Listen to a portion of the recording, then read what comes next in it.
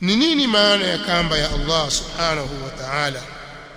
Sheikhul Islami Ibn Taymiyyah al-Imam Abu al-Abbas Ahmad ibn Abd al-Halim ibn Abd al-Salam Ibn Taymiyyah al-Harrani rahimahullah ta'ala alifariki mwaka 728 Hijria, miaka 700 iliyopita nyuma, takriban miaka 700 na kitu hapo, kwa sababu sasa tuko 1447. Yeye amefariki mwaka 728, takriban miaka 719 iliyopita nyuma, shapita miaka 719 Hijria, karne 8 zilizopita. Katika kitabu chake kinachoitwa Minhajus Sunnah anasema waqad fussira habluhu bikitabihi wa bidinihi wa bilislam wa bilikhlas wa biamrihi wa biahdihi wa bitaatihi wa biljamaa. Neno hablullahi, wanawazuoni wa Kiislamu wamelitafsiri neno hili. Kuna waliosema kwamba maana ya hablullah, kamba ya Allah subhanahu wa ta'ala, maana yake ni kitabu chake. Kwa maana Waislamu, nendeni mkashikamane na kitabu cha Allah, kajengeni umoja wenu kwenye kitabu cha Allah, kakishikeni kile kitabu. Mkikishika hali ya kuwa mko pamoja, mkakishika kitabu sawa sawa, mtakuwa nyinyi katika umoja. Kikamateni kile kitabu, kishikeni, kwa maana elekeeni mahali penye mshikamano. Mahali penyewe ni kwenye kitabu cha Allah. Mkienda mule, kuna mambo yatawaongoza, yatakapowaongoza yale hamtafarikiana. Itikadi zenu zitakuwa sawa, kwa sababu maelekezo yako mule. Itakuwa itikadi zenu ni moja, ibada zenu, tabia zenu, mienendo yenu, da'wa yenu, mtapata pale. Shikamaneni kwenye kamba ya Allah. Pia kamba imetafsiriwa kwa maana ya dini, imetafsiriwa kwa maana ya Uislamu, kwa maana ya ikhlas, kwa maana ya amri za Allah, ahadi zake, taa. Pia imetafsiriwa kwa maana ya umoja, jamaa, habl, kwenye kamba ya Allah, yani umoja, ile jamaa ya Allah.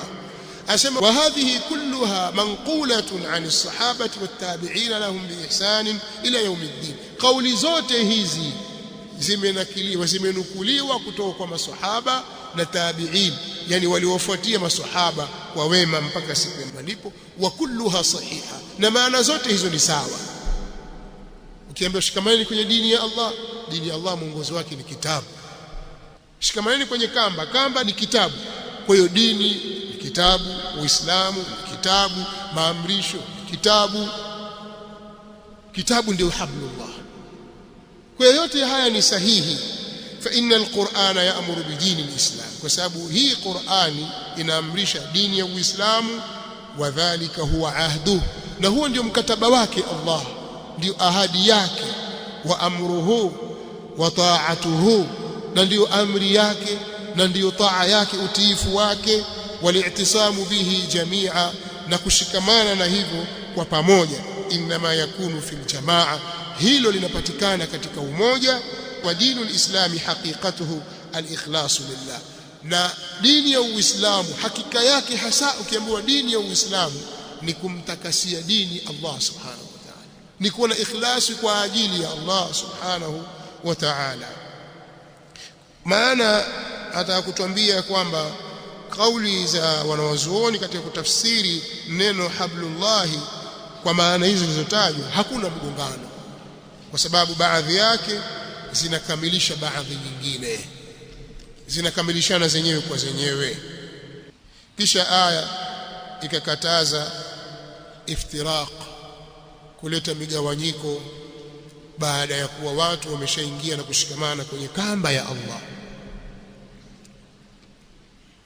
Kwa hiyo kwa mujibu wa maelezo iliyotajwa kwenye aya na kauli hii ya Sheikhul Islam Ibn Taymiyyah, ambayo ni mukhtasari wa kauli nyingi, ilikuwa tuzitaje kauli za masahaba kina Abdullah ibn Mas'ud radhiyallahu ta'ala anhu, kauli ya Imam As-Suddi na wengineo katika wanawachuoni wa tafsiri. Kauli zote hizo zimefupishwa kwenye kauli ya Sheikhul Islam Ibn Taymiyyah kuhusu kamba ya Allah. Maneno haya yanatufahamisha kwamba sisi tumeelekezwa mahali pa kujenga mshikamano na umoja. Ina maana mshikamano wetu sisi na umoja wetu hauko kivyo vyote, kwamba Waislamu tuungane kivyo vyote tu. Muunganiko uko na watu walioshikamana na kamba ya Allah subhanahu wa ta'ala. Ukiisoma Qur'ani utaona kwamba inakuonyesha, ile Qur'ani yenyewe inakuonyesha njia, alafu Qur'ani hiyo hiyo inakufafanulia, inakuelekeza kwa Mtume sallallahu alaihi wasallam. Sio kusema tumeacha Qur'ani tu, mimi nataka Qur'ani peke yake. La, hiyo Qur'ani ukiisoma vizuri utaona inakuelekeza kwa Mtume sallallahu alaihi wa alihi wasallam. Wa anzalna ilayka adh-dhikra litubayyana lin-nasi ma nuzila ilayhim. Qur'ani inamwambia Mtume sallallahu alaihi wasallam, aya ya 44 ya suratul Nahl. Ukirejea utaona pale Allah subhanahu wa ta'ala anamwambia Mtume sallallahu alaihi wasallam, hii Qur'ani tumeiteremsha kwako. Kwa nini amepewa Mtume sallallahu alaihi wasallam? Kwa nini Waislamu wasiambiwe nendeni kule Jabal Hira, kuna kitabu tumewaletea mkisome hicho, nendeni hapo mkakichukue, au nendeni kwenye Al-Kaaba pale pana kitabu mjisomee wenyewe.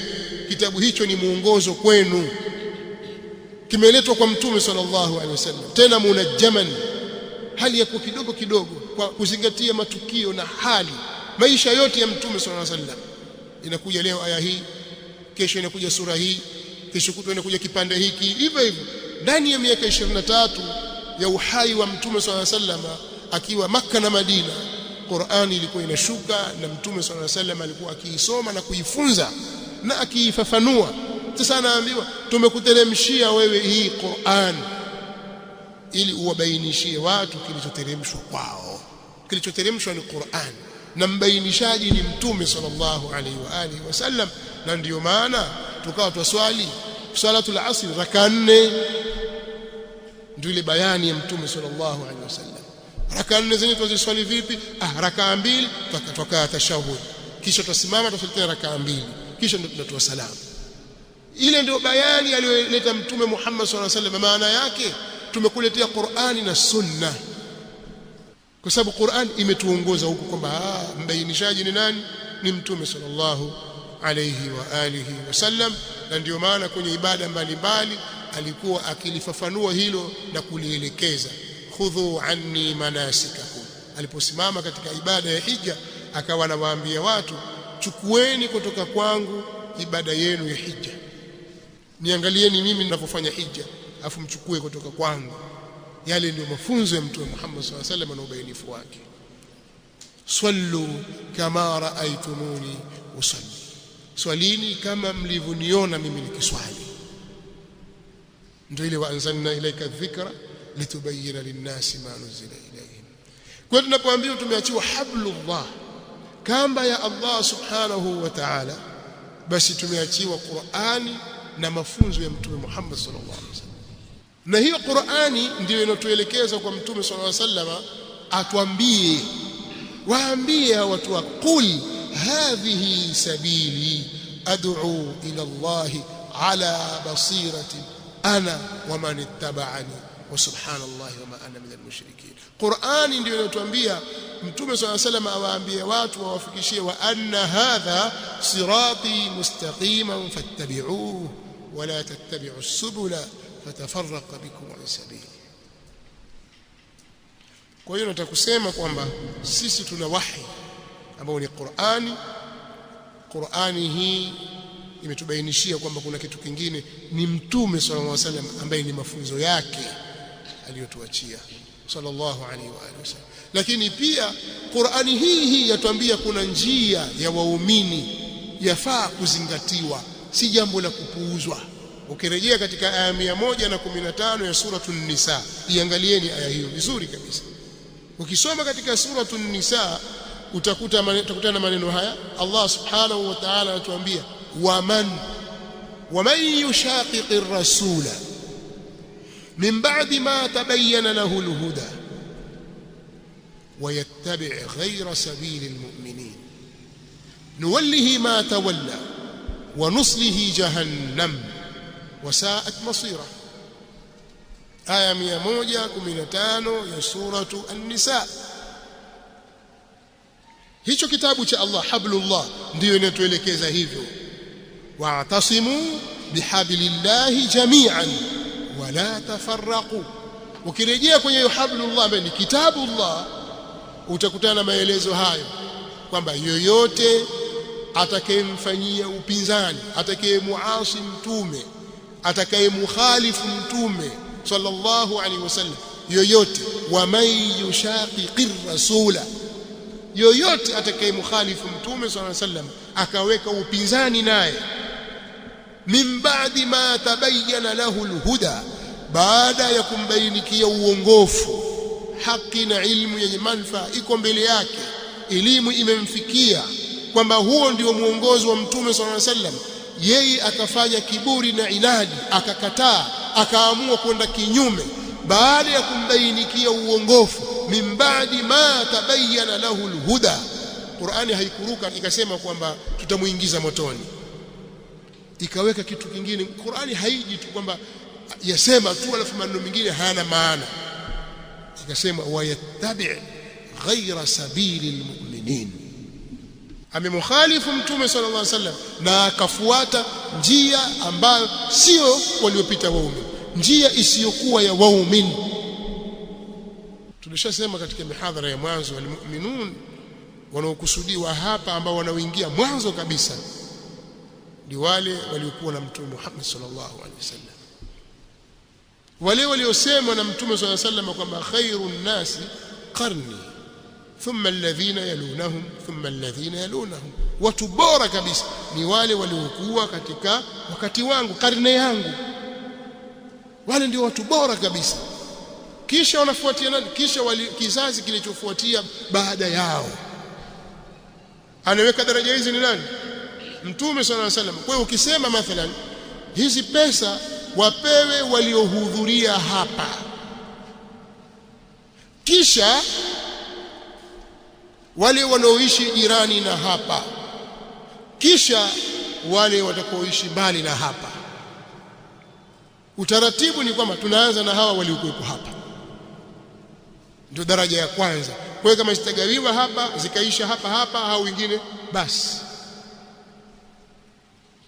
zikibakia tutawaangalia wale waliokuja sehemu ya pili. Yote nataka kuwafafanulia kwamba huu ubora unaotajwa hapa unawaanzia wao, kwa wale watu walioishi katika enzi za mtume Muhammad sallallahu alaihi wasallam, kizazi kilichokuwepo wakati ule, wale ndio watu bora kabisa. Wakisifiwa waumini kwa sifa njema, wao wanaingia mwanzo, kisha waliokuja baada yao, kisha ndio wale waliokuja baada yao. Riwaya inaonyesha kwamba vimetajwa vizazi vitatu. Baada ya kile cha kwanza kuna vizazi viwili. Kuna riwaya nyingine inasema hapana, baada ya kizazi hiki cha kwanza kuna vizazi vitatu vingine mbele. Alhasil ni kwamba tunataka kusema waumini, mtu atakapoikhalifu njia ya waumini, kuna shala, kumbe kumkhalifu mtume sallallahu alaihi wasallam, alafu kuna njia ya waumini, na njia hii haitofautiani na njia ya mtume sallallahu alaihi wasallam, bali inaifafanua zaidi. Iliposemwa shikamaneni na mwenendo wangu na mwenendo wa makhalifa wangu waongofu, haina maana makhalifa wamekuja na dini mpya, bali wao wameweka muongozo uliofafanua zaidi muongozo wa mtume Muhammad sallallahu alaihi wasallam. Pia shikamaneni na muongozo ule.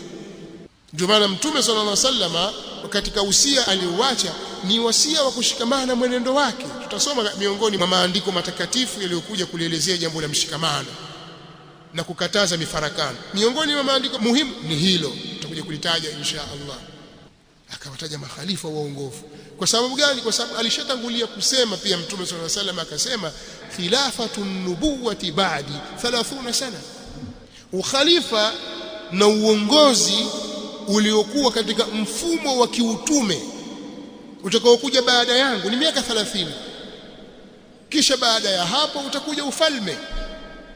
Na kweli ukihesabu miaka waliokaa makhalifa waongofu wale wanne, yani Abu Bakr as-Siddiq na Umar al-Faruq na Uthman dhun-Nurayn na Ali Abu al-Hasanain radiyallahu ta'ala anhum, pamoja na Al-Hasan ibn Ali katika miezi yake 6, unapata miaka 30 kamili. Kwa khilafatu an-nubuwati ba'di 30 sana, hadithi sahihi, miaka 30. Qur'ani ndio hablullah, na ukiisoma hablullah kwa umakini kabisa utaona inakuelekeza kwa Mtume Muhammad sallallahu alaihi wasallam, inakuelekeza kwa wema waliotutangulia. Aya hii 115 na kadhalika aya 100 ya suratu at-Tauba, was-sabiquna al-awwaluna min al-muhajirin wal-ansar walladhina ittaba'uuhum biihsan radiyallahu anhum wa radu.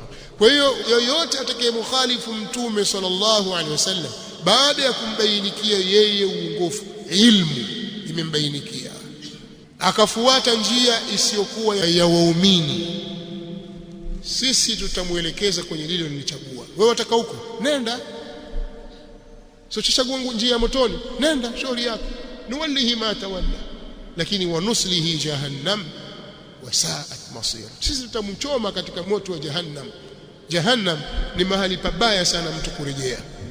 Kwa hiyo ayati zimekuja kuhimiza watu kushikamana na kitabu cha Allah subhanahu wa ta'ala.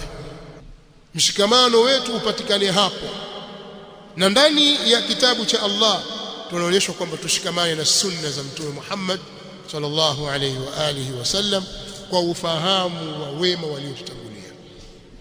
Ina maana sasa mshikamano, sisi muhimili mkubwa wa mshikamano wetu ujengwe kwenye misingi hiyo. Hapo ndio mahali pa kwanza pa kushikamana. Lakini kama tutakiacha kitabu tukaiacha na sunna tukataka mshikamano, hauwezi kuwa. Hata kama viwiliwili vyetu vitaonekana viko pamoja, tuko wengi misikitini, tuko wengi tunapokwenda hija, mamilioni au maelfu ya Waislamu wamekusanyika kwenye viwanja vya Mina, viwanja vya Arafa, wamekusanyika katika Al-Kaaba, lakini mshikamano hauko kwenye msingi huu. Mshikamano huu hautakuwa na ile maana iliyokusudiwa, wala hautaleta ile athari yake na faida yake na matunda yake, hayatapatikana. Ina maana sasa tutakuwa sisi tunataabika tu kukusanya makundi ya watu, lakini hayako pamoja. Mshikamano uliojengwa katika msingi huu wa kitabu cha Allah na sunna za Mtume Muhammad sallallahu alaihi wasallam ukawa umeongozwa kwa nuru hii, athari yake inarudi kwenye mioyo yetu. Kwanza nyoyo zetu zitapendana, zitakuwa pamoja. Kwa nini? Kwa sababu ndio matokeo ya mshikamano. Wa'tasimu bihablillahi jami'an wala tafarraqu wadhkuru ni'matallahi alaykum idh kuntum a'da'an, alafu akasema fa'alafa baina qulubikum. Kwa kuwa tushapata muongozo wa Qur'ani na as-sunna za Mtume Muhammad sallallahu alaihi wasallam, moja kwa moja mafungamano ya nyoyo zetu yatapatikana, moja kwa moja nyoyo zetu zitaungana, nyoyo zetu zitapendana, zitakuwa katika hali ya kuaminiana na kuheshimiana, kwa sababu sote sisi tumeongoka kwa muongozo wa kitabu cha Allah na sunna za Mtume Muhammad sallallahu alaihi wasallam. Allah subhanahu wa ta'ala yualifu baina alqulub, nyoyo zinaingia kwenye mafungamano, zinaingiana namna hii, zinashikamana. wewe na ndugu yako mko kitu kimoja kabisa barabara. Na mshikamano wa nyoyo zetu athari yake inakuja mpaka kwenye viwiliwili vyetu, athari yake inakuja katika mielekeo yetu, katika mitazamo yetu. Ninachokitazama mimi ndicho ninachokitazama wewe. Sote tunatazama mahali pamoja, tunatazama ad-darul akhirah, tunatazama akhirah. Sisi tunamtazama Allah subhanahu wa ta'ala. Nyoyo zetu zimeoana, al-arwahu junudun mujannada fama ta'arafa minha talaf wama tanakara minha ikhtalaf. Mtume sallallahu alayhi wasallam katika hadithi sahihi ana Aisha radhiyallahu ta'ala anha inda al-Bukhari ta'liqan anasema roho ziko makundi mengi, zimeumbwa makundi kwa makundi, majeshi kwa majeshi. Zilizojuana katika khairi zinaungana na zile ambazo hazikujuana katika khairi zinatofautiana. Maadamu wewe khairi yako waichukua kwenye kitabu cha Allah na sunna za Mtume sallallahu alayhi wasallam mukhlishan lahu ad-din, basi na ndugu yako ambaye iko mfano wako, hata kama wewe humjui, hata kama sio kabila lako, hata kama hatoki kwenye nchi yako, hata kama asili zenu ni tofauti, wewe ni Mwafrika, yeye ni mzungu au ni Mwarabu au ni Muhindi au ni Mchina au ni Mturuki, haijalishi, maadamu masdari yenu at-talaqi ni moja, mnaongoka kwa mwongozo mmoja, mnajikuta mnapendana, mnakuwa kitu kimoja. Pengine lugha yenu ikawa ni lugha ya ishara tu, kwa kuwa hamuelewani lugha zenu, lakini kwa kuwa mioyo yenu tayari imekunywa katika vyanzo vimoja, basi mtaelewana tu na mtakuwa kitu kimoja na mtasaidiana. Huu ndio umoja aliotaka Mtume Muhammad sallallahu alaihi wa alihi wasallam. Huu ndio umoja na mshikamano alioujenga na kuutumikia Mtume Muhammad sallallahu alaihi wasallam kwa muda mrefu. Na kwa Mtume sallallahu alaihi wasallam alitoa juhudi kwenye hili na akazijenga sababu za kufanya hivyo, Allah akamtia nguvu katika hilo. Huwa alladhi ayyadaka binasrihi wa bilmu'minin. Allah subhanahu wa ta'ala ndiye aliyekutia nguvu wewe kwa sababu ya nusra yake au kwa kupa nusra yake, na akakutia nguvu kwa waumini pia. Wa alafa baina qulubikum, na Allah akaziunganisha baina ya nyoyo zenu. Law anfaqta ma fi al-ardi jami'an ma alafta baina, law wewe Muhammad ungetoa vitu vyote vilivyopo katika hii ardhi, usingeweza kuziunganisha nyoyo zao. Nyoyo haziunganishwi kwa pesa, nyoyo haziunganishwi kwa mali na kutoa vyeo na mambo ya kilimwengu. Nyoyo zinaunganishwa kwa kuletwa katika masdari moja ya kiimani kwenye kitabu cha Allah subhanahu wa ta'ala na sunna za Mtume Muhammad sallallahu alayhi wa alihi wasallam. Na hilo ni jambo alilofanya Mtume sallallahu alayhi wa alihi wasallam. Wao ukiona watu wamesifiwa kwa sifa hizo zilizotajwa kwenye Qur'ani, usije kuona ni jambo la kimaskhara, ni jambo kubwa limefanyika na nguvu kubwa itaikana iwekezwe hapo. Lakini nyoyo kama hazikuungana, tukawa tumeunganisha vichwa na viwiliwili vyetu, tukawa hapa tuko pamoja, lakini kila mmoja anailani itikadi ya mwenzie na kuiona itikadi hiyo ni potofu, sawa, kwa sababu vyanzo vya kuchukua taarifa na imani ni tofauti. Wewe dini yako waichukua kutoka wapi? Huyu achukua kutoka kule na yule achukua kutoka kule, huyu achukua mashariki, yule magharibi, yule ana uelewa wake na yule ana uelewa wake. Mungu ninayemwamini mimi si Mungu ninayemwamini wewe. Nyoyo haziwezi kuungana, tutakuwa tumeunganisha viwiliwili. Na hiyo ndiyo sifa ya Mayahudi walipoiacha Taurati ya Musa. Taurati, inna anzalna at-taurata fiha hudan wa nur yahkumu biha an-nabiyyuna alladhina aslamu lilladhina hadu warabbaniyun. Allah subhanahu wa ta'ala asema sisi tumeiteremsha Taurati, inna anzalna at-taurata fiha hudan wa nur. Ndani ya Taurati kuna huda na kuna nur, kuna ilmu yenye manufaa pale na kuna mwangaza, nuru. Mayahudi walioletewa Taurati ambayo imeletwa kwa Nabiiullah Musa alayhi salatu wassalam, na katika sifa ya Taurati ni kuwa Allah subhanahu wa ta'ala kataba at-taurata biyadihi jalla wa ala. Allah aliandika Taurati kwa mkono wake. Musa akakabidhiwa Taurati. Mayahudi waliacha Taurati, miongozo yao wakaichukua nje ya Taurati, wakakhtalifiana.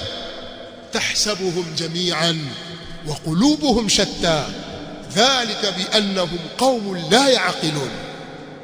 Unaona, utawadhania hao wako pamoja ili hali nyoyo zao ziko tofauti, kwa sababu wao ni watu wasiofahamu, hawana akili.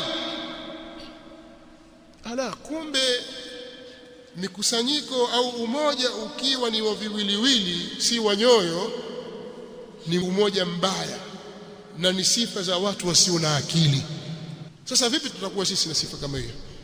Sisi tutakuwaje na sifa ya aina hiyo, na hali ya kuwa tumeteremshiwa Qur'an? Dhalika alkitab la raiba fihi hudan lilmuttaqin alladhina yu'minuna bilghaib wa yuqimuna as-salah wa mimma razaqnahum yunfiqun والذين يؤمنون بما أنزل إليك وما أنزل من قبلك وبالآخرة هم يوقنون أولئك على هدى من ربهم وأولئك هم المفلحون.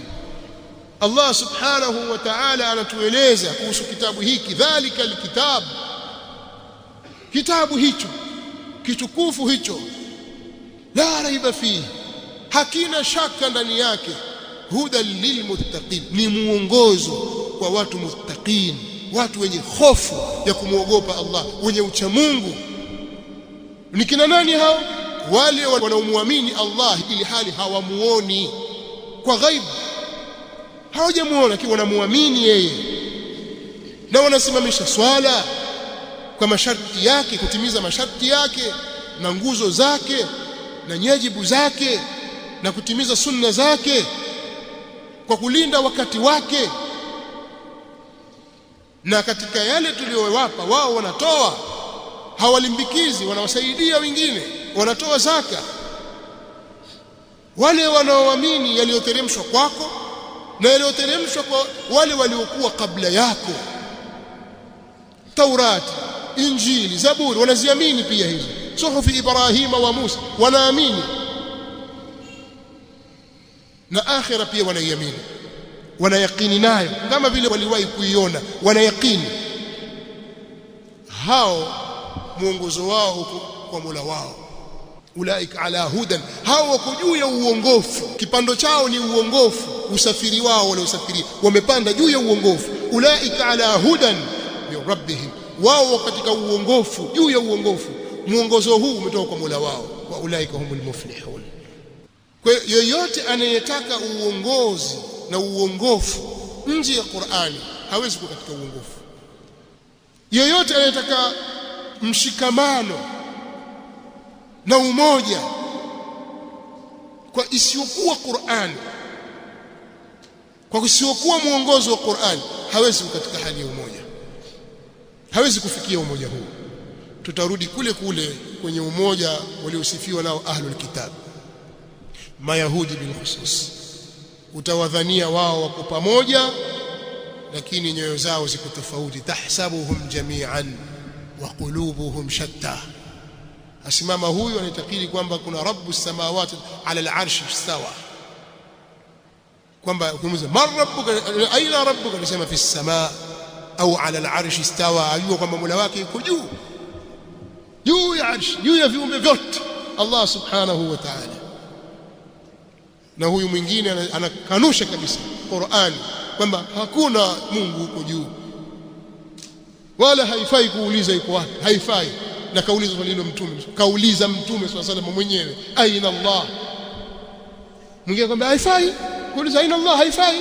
Unajua wana falsafa walieleza kwamba wao kwako chanzo chake cha taarifa na za dini anazichukua kutoka kwa wana falsafa mutakallimun. Haifai kabisa kusema Allah iko wapi, haifai kabisa, kwa sababu Allah yeye hana mahali wanasema hivyo. Kwa imani zetu ziko tofauti juu ya Allah tu yuko wapi. Je, hii ni sifa yake au si sifa yake? tukhtalifiana kuhusu yeye Allah, na hali ya kwa Qur'ani imebainisha, sunna imebainisha, na masahaba wakaamini na wakaeleza walichokiamini na waliofuatia baada yao kisha waliokuja baada yao, mpaka zilipodhihiri fikra za wanafalsafa. Kwa hiyo nataka kurudi katika maudhui hii kwa kusema kwamba aya inatuelekeza mahali pa mshikamano. Labda nitoe ushahidi mwingine wa kwenye sunna za Mtume sallallahu alaihi wa alihi wasallam. Al-Imam Ahmad rahimahullah, katika wale wanazuoni wa madhehebu nne, iko mwanachuoni mmoja akiitwa Abu Abdullah, kunia yake Ahmad ibn Muhammad ibn Hanbal al-Shaybani, katika wanachuoni wakubwa pale Baghdad enzi hizo. Al-Imam Ahmad rahimahullahu ta'ala amefariki mwaka 241 Hijiria. 241 Hijiria, iko ndani ya karne ya tatu. Vile vizazi vitatu bora, zile karne tatu, yeye alikuwepo katika wakati ule. Ahmad ibn Muhammad ibn Hanbal al-Shaybani, shekhe wake al-Imam al-Bukhari mwenye Sahih al-Bukhari, katika mashekhe wake wakubwa ni Ahmad bin Hanbal, na huyu katika wanafunzi wakubwa wa al-Imam al-Shafi'i Muhammad bin Idris al-Shafi'i rahimahullah.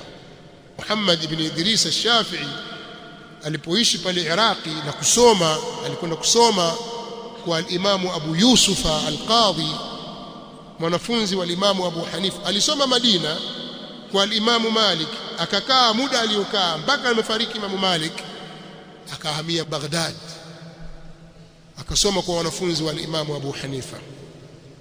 Katika hao, kwa sababu mwaka aliofariki Abu Hanifa ndio mwaka aliozaliwa al-Imam Shafi'i, 150 Hijiria. Abu Hanifa anafariki, Shafi'i anazaliwa 150, mwaka 150 Hijiria. Mwaka 204 Shafi'i anafariki rahimahullahu ta'ala akiwa na miaka 54, miaka 54. Kwa ni mwanafunzi wa wanafunzi wa Abu Hanifa, hakumdiriki Abu Hanifa rahimahullahu ta'ala. Sasa Imam Ahmad rahimahullahu ta'ala ameandika kitabu kikubwa akikusanya mafunzo ya Mtume Muhammad sallallahu alaihi wasallam, na kile kitabu amekiandika kwa mtindo mzuri, hadithi za kila sahaba peke yake.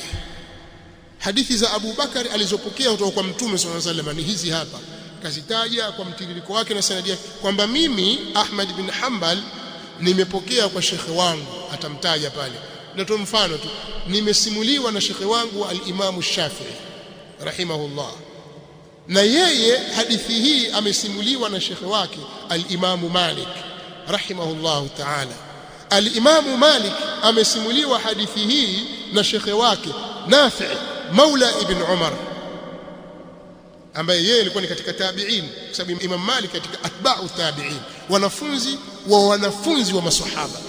Sawa, huyu Nafi anasema nimemsikia au nimepokea kutoka kwa Abdullah ibn Umar ibn al-Khattab radiyallahu ta'ala anhuma, yeye amemsikia Mtume sallallahu alaihi wasallam. Kwa hiyo kila hadithi anaitaja kwa silsila. Hii silsila iliyoitaja au cheni iliyoitaja inaitwa silsilatun dhahabiyya, cheni ya dhahabu. Maimamu wameongozana pale, mimi nimemsikia huyu. Kwa hadithi zote za Abu Bakar kazitaja kwenye kitabu chake kwa sanad. Hii ni hadithi ya kwanza ya Abu Bakar, ya pili, ya tatu, ya nne, kazitaja. Akimaliza hadithi za Abu Bakar, hadithi za Umar ibn al-Khattab. Akimaliza za Umar, za Uthman, za Ali bin Abi Talib. Baada yake akawataja waliobakia katika al-ashara al-mubashirin bil janna, wale maswahaba 10 waliobashiriwa pepo. Wanne ni hawa al-khulafa ar-rashidun. Kisha anafuata mwingine sasa, labda amepokea hadithi za Talha ibn Ubaidillah, kisha hadithi za Zubair ibn al-Awwam, kisha hadithi za Abdurrahman ibn Auf, kisha hadithi za Sa'd, kisha hadithi za Sa'id, kisha hadithi za Abu Ubaida Amir ibn Jarrah. Hawa ndio al-asharatu al-mubashshiruna bil janna, makhalifa wanne na hawa sita. Akitoka hapa anakuja hadithi nyingine hivyo hivyo, anakwenda hadithi za maswahaba kazikusanya pale ndani ya kitabu Musnad, kimechapishwa, iko volume 52, volume 52, kaziandika kwa mkono wake. Hakuna umeme, sawa, hakuna sola, hakuna kompyuta, hakuna chochote, wala kalamu hizi zilizojazwa wino tayari hakuna. Ni kalamu wanazochonga wenyewe, wanachovya kwenye vidao vya wino, wanaandika, chovya anaandika, chovya anaandika, chovya anaandika. Leo nakwenda kwenye AI, wewe huko kwenye ChatGPT, wajaza uongo mtupu pale na kazi ufanye. Akili mbovu kabisa, mbovu kabisa. Volume 52, ukisikia volume 50 sio vidude dude hivi, mjalladi hivi, peji 500, peji 400, peji mjalladi mmoja. Watu wanafanya kazi shekhi. Tumetoka nje ya mada, si nilikuwa nazungumzia mshikamano. Lakini katika kumweleza, unajua kumweleza mwana wa chuoni singine kuna jenga shauku ya kutaka kujua, kutaka kujifunza, na sisi kwenye kujifunza hapa. Kwa nini ingiza kama kitu cha kuwapa shauku. Sawa? Imam Ahmad rahimahullahu ta'ala katika musnadi wake ameitaja hadithi ya Zaid bin Thabit radhiyallahu ta'ala anhu. Sahaba anaitwa Zaid ibn Thabit radhiyallahu ta'ala anhu. Hadithi hii anasema nimemsikia sami'tu Rasulullah sallallahu alaihi wasallam yaqul. Muda hauniruhusu tena jamani, nimejisahau kabisa. Nimemsikia Mtume sallallahu alaihi wasallam anasema nadhara Allahu imra'an sami'a minna hadithan fahafidhahu hatta yuballighahu ghayra فإنه رب حامل فقه ليس بفقيه ورب حامل فقه إلى من هو أفقه منه ثلاث خصال لا يغل لا يغل لا يغل عليهن قلب مسلم أبدا إخلاص العمل لله ومناصحة ولاة الأمر ولزوم الجماعة فإن دعوتهم تحيط بهم من ورائهم. anasema katika hadithi hii Zaid bin Thabit kwamba nimemsikia Mtume sallallahu alaihi wasallam akisema, akiomba dua, Allah autie nuru uso wa mtu aliyesikia kutoka kwangu hadithi, maneno, ameyasikia mazungumzo yangu akayahifadhi ili ayafikishe kwa mwingine. Allah autie nuru uso wake mtu huyu. Mtume sallallahu alaihi wasallam anamwombea dua, Allah amtie nuru mtu aliyesikia mazungumzo kutoka kwangu kisha yeye akayahifadhi ili ayafikishe kwa mtu mwingine. Kwa Mtume akishajiisha watu wapokee maneno yake wayafikishe kwa watu wengine ili risala ifike mbali, na ndivyo waliofanya masahaba wa Mtume sallallahu alaihi wasallam.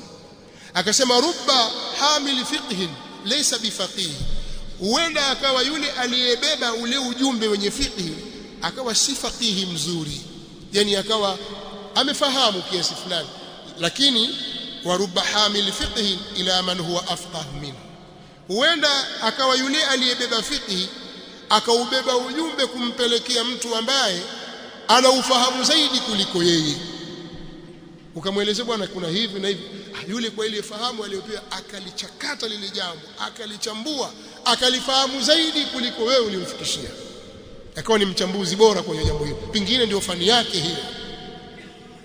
Umezungumzia jambo la mifugo, Mtume swalla sallam akalizungumzia jambo hili kwa hadithi hii, wewe ukaichukua hadithi ile ukaipeleka, kumbe ule mpelekea ni daktari wa mifugo.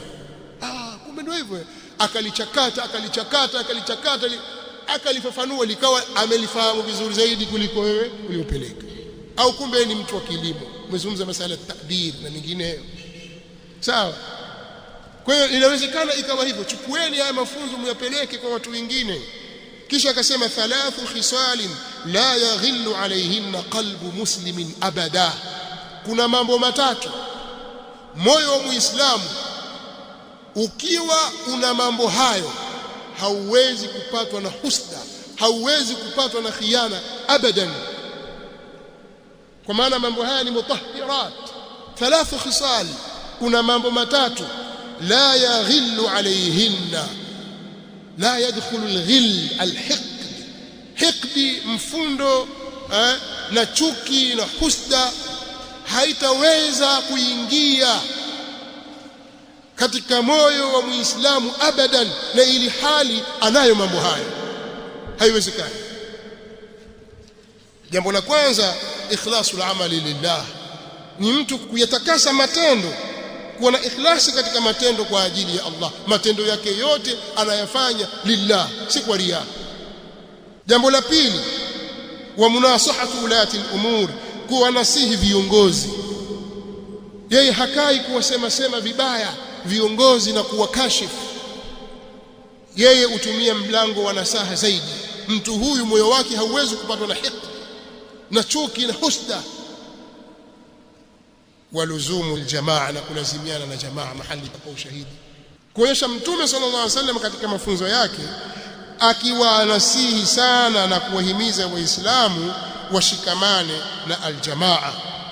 Fa inna da'watahu, anasema Mtume sallallahu alaihi wa alihi wasallam katika hadithi hii, fa inna da'watahum tuhitu bihim min waraihim, kwa sababu ule wito wao, ulinganizi wao, da'wa yao wazunguka nyuma yao. Anasema al-Imam al-Mundhiri, hadha min ahsani al-kalami wa awjazi wa afhamihi ma'nan, shabbaha da'wat al-muslimina bis-suri was-siyaj al-muhit bihim المانع من دخول عدوهم عليهم. فتلك الدعوة التي هي دعوة الإسلام وهم داخلونها لما كانت سورا وسياجا عليهم، أخبر أن من لزم جماعة المسلمين أحاطت به تلك الدعوة. hapa anaeleza kwamba katika maneno mazuri yaliyo mafupi yaliyoshiba, kwa maana maneno haya amefananisha ile dawa ya Uislamu na ulinganizi wa Uislamu, ameufananisha na ukuta uliowazunguka. Ukuta huu unamzuia adui asiingie kwao, na da'wa hiyo na ulinganizi huo ni dawa ya Uislamu. Wao wameingia na imekuwa ni ukuta kwa wao na ni ngome kwa wao. Kwa hiyo atakaye lazimiana au atakayeingia kwenye jamaa hiyo atakuwa amelazimiana na ukuta ulio madhubuti. Hapa atakuonyesha ya kwamba nusra ya Allah subhanahu wa ta'ala na ushindi wake unakuja pale itakapokuwa watu wako katika mahali pamoja. Na maneno haya yanaonyesha kwamba Mtume sallallahu alaihi wasallama anawahimiza Waislamu wawe katika hali ya umoja na mshikamano ule tulioueleza katika Al-Qur'an Al-Karim, wa'tasimu bihablillahi jami'an wala tafarraqu. Nitaishia hapa kwa muda huu. barakallahu fikum, jazakumullahu khairan. subhanakallahumma wa bihamdika, ashhadu an la ilaha illa anta, astaghfiruka wa atubu